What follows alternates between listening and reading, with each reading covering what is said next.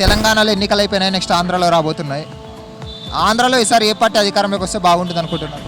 మేము ఇప్పుడు అధికారంలో జనసేన వస్తే బాగుంటుంది అనుకున్నాం. బట్ ఏమంటే జనసేన మద్దతు ఇచ్చింది కాబట్టి టీడీపీకి కొంచెం ఇంకా ఒక పార్టీ నుంచి ఇంకో పార్టీకి ఇద్దరు ఇక్కడ పక్క వాళ్ళు ఏమంటారంటే వైఎస్ఆర్ ఒక్కటి సింగిల్ వస్తుంది అంటారు, జనసేన కూడా సింగిల్ వస్తుంది. బట్ ఏమంటే రాంగా ఒక పార్టీ సొంత పార్టీ పెట్టాడు కాబట్టి అదే అభివృద్ధిగా చేస్తాడు. బట్ జనాలకు తెలియాలి అది ఎవరు ఇంజట్ కానీ. అంటే పవన్ కళ్యాణ్ టీడీపీతో పొత్తు పెట్టుకోవడానికి కారణం ఏమి? అంటే ఓట్ల కోసమే పొత్తు పెట్టుకున్నారా పవన్ కళ్యాణ్ చంద్రబాబుతో? ఇప్పుడు నెక్స్ట్ ఈ సంవత్సరం కూడా గెలుస్తాడని నమ్మకలేదు. యాక్చువల్గా పవన్ కళ్యాణ్ ఫ్యాన్ నేను, గెలిచాడు.